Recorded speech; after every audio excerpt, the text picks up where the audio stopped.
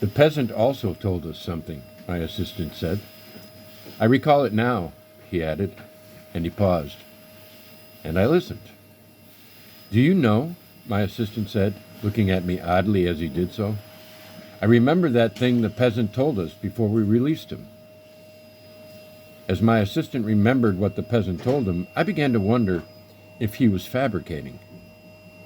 I came to suspect, as I had not wondered before, if my assistant might be an industrious fabricator, an incontinent storyteller, and if not the greater extent of what he told me was not recollection, but invention.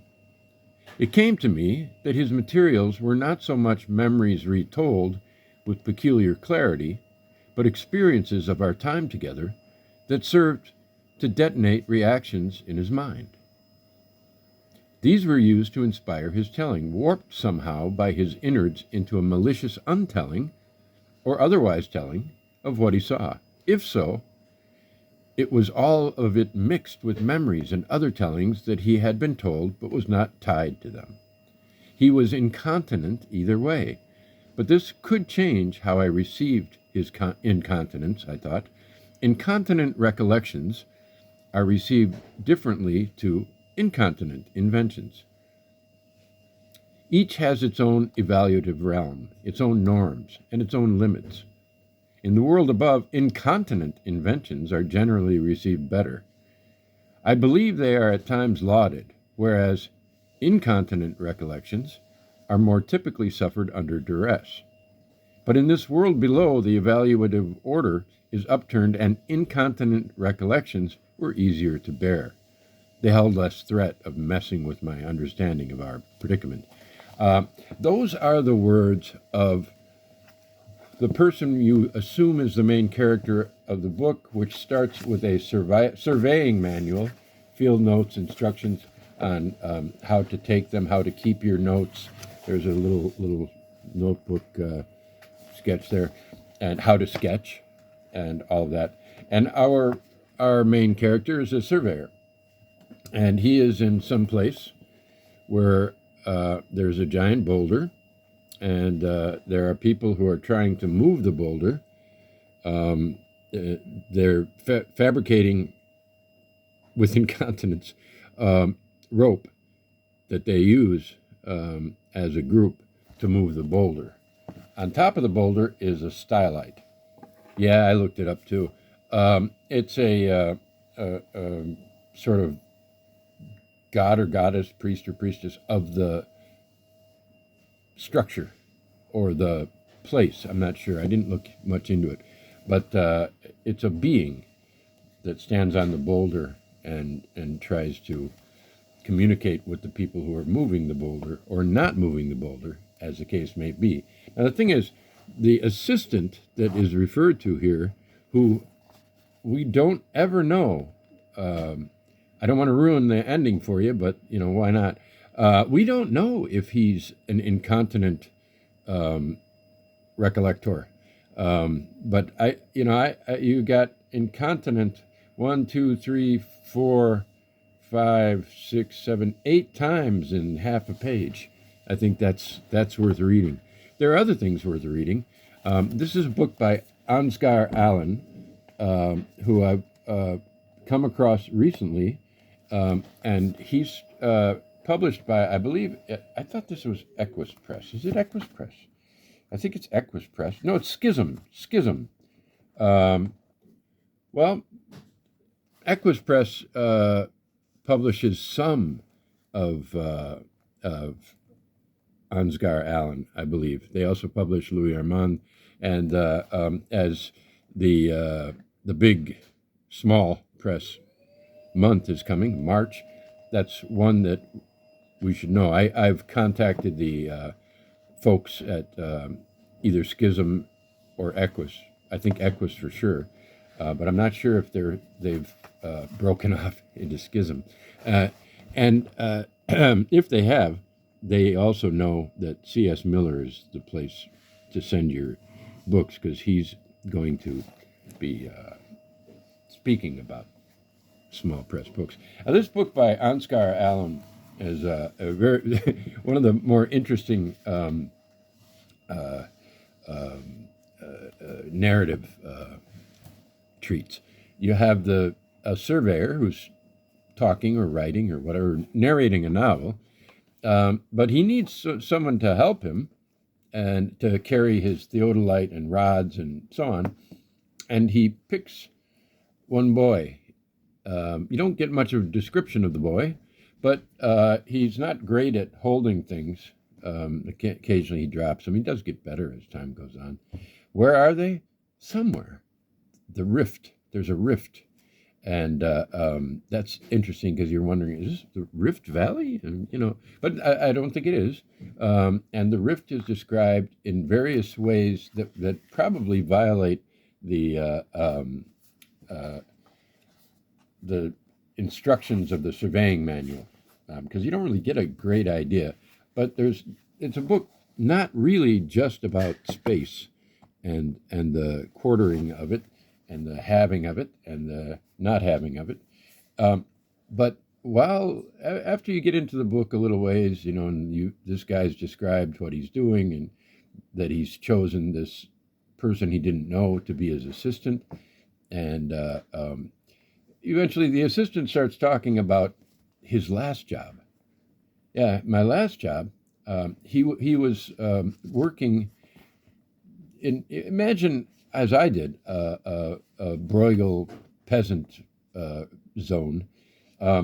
There's a priest who realizes that all that he needs to do for people can be done with a replica donkey, a replica of the donkey that he rides in on, and the elocutions of the priest are what's fascinating and mystifying about this book. I recommend it very highly for the moments when you don't know if you're supposed to laugh or not, so you laugh because you don't think about it. You laugh and then you say, should I have laughed there? One of them, I hope I can find it quickly because, one such laughter, he called it emetic laughter, which was fantastic. And right after that was another one. I have a cold. If you're wondering why I did that, it's because of the cold. I'm going to go. I'll be right back. Okay. I'm down here. There's a rift and a stylite. Okay. And I have no assistant. But now I've lost my place. But it was basically, it was dry humor. It's right after here, yeah.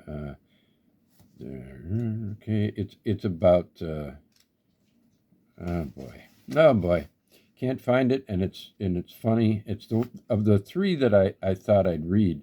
That was okay. Here it is. Without skin, there would be no inner world. This is told by the priest who narrates close to half of the book. I mean, and he goes on and on and on describing life, the world, how to make a replica donkey, and they're made with real offcuts from the pigs, local pigs.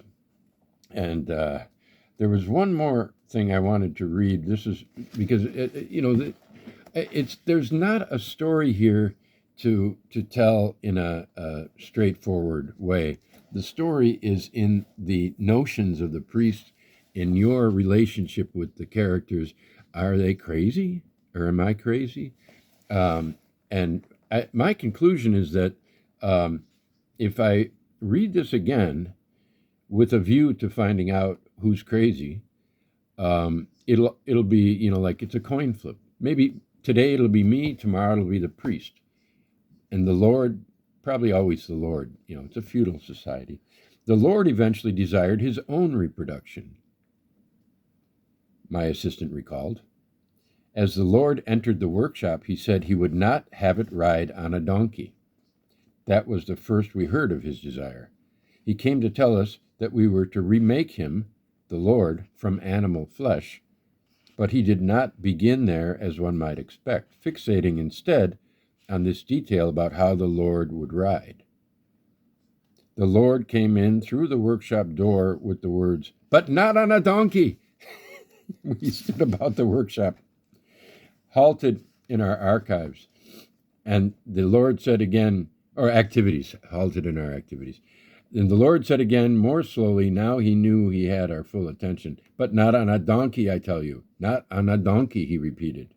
"Only half-wit prophets and idiot priests ride on donkeys," he declared. "Listen here," he said, "I wish you to mount it on a manservant." And, of course, the priest will philosophize or analyze. I don't know what he's doing, actually.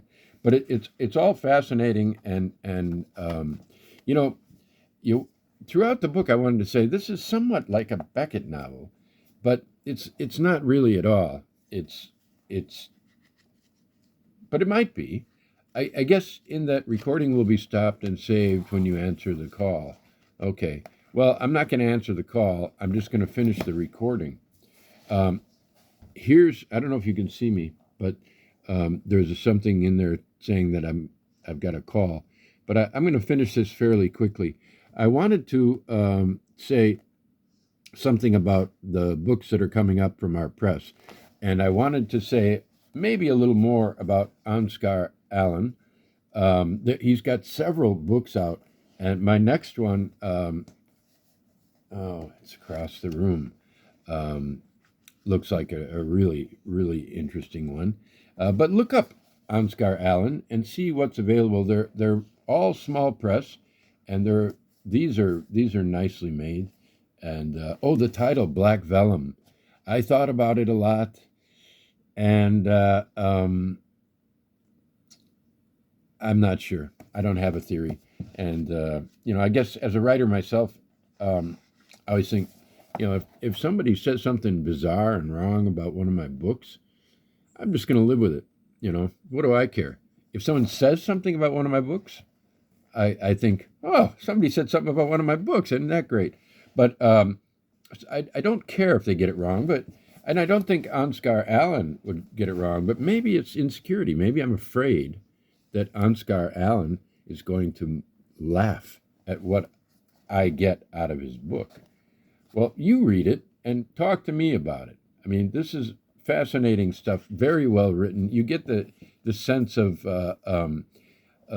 precision without losing the flow of language. Thoughts are constantly going through your head because they're being presented by someone who may be insane and maybe not. I don't know. I suppose I could read one more piece. Okay. Here's a funny one. The Lord does not want. Here's the Lord speaking. "I do not want my double to made of those parts, the parts of the pisser Johnson. He doesn't want pig's flesh from the sties of that pisser Johnson. I do not trust this Johnson," he said, about whom he had heard certain rumors regarding what was fed to the animals. The Lord had good reason to suspect, he said, what this Johnson character gave them to eat, and what he gave them to eat was not good eating. He was also highly suspicious of how Johnson fondled his animals. "Johnson is an animal fondler," he said. "I will not have skin on my double's face that has been fondled by this Johnson character. This Johnson also happens to be an inveterate liar," incontinent probably, he said, "but was popular nonetheless in his part of the town, most probably because he gave free offcuts to the taverns. We retired to the nearby tavern each day after our labors in the workshop, and had indeed eaten some of these offcuts. They came to us at our table dried and curled up, layered with salt, as offcuts do. "Are these Johnson offcuts?" we asked next time we were in. The landlady nodded. We looked at those offcuts just presented to us, all dried and curled up as usual, and imagined Johnson fondling them. We also wondered what Johnson fed his beasts, and noted between ourselves how Johnson had no more family members left. "Yes, a tragedy," she said, overhearing. "Very sad," she added. "So very sad," she went on. "But Johnson now gets his warmth from the hogs." Well, there's Ansgar Allen. You go on an Allen spree, and it'll keep you going. I'd say they're very short, but I say at least take at least a week, um, and you could. I read the first half, and the first night I started reading, and then or the first third maybe, and the last two thirds I kept getting stopped from reading, and it went slowly, and I wouldn't say that either is right or wrong. I had a lot of fun with this book, but I wasn't sure if I should be. Ansgar, have anything to say about that? Uh, Next book, I'm thinking probably, probably Melchior Vischer, um, a Czech Dada author who lived a somewhat miserable life. Second Through Brain, the often called the first Dada novel, and yeah, well, and the next you'll hear from me will be very soon. Our books have just come off the press in Ljubljana. I have a mechanic looking at my car, so we may not get them until Monday, or whatever. And but I want to list or show you those books, and then list the rest of the books that are coming in as close to accurate dates as possible, but in the right order. We're trying to get the in the or we're close to the order in which we promised people we would publish their books, but also putting in using the micro line to put in other things like my mother's cookbook. I just thought of that recently, and I know you're all going to want to buy one, because she's 93 and she could use the money. I don't know if I will give her the royalties, but parents and children, they have their own thing going always, their own relationship, and she's never cheated me out of money. I don't see why I'd cheat her out of money, but I don't know if you're going to like it, if you're going to buy it. We'll talk about that when the time comes. Thanks. Goodbye.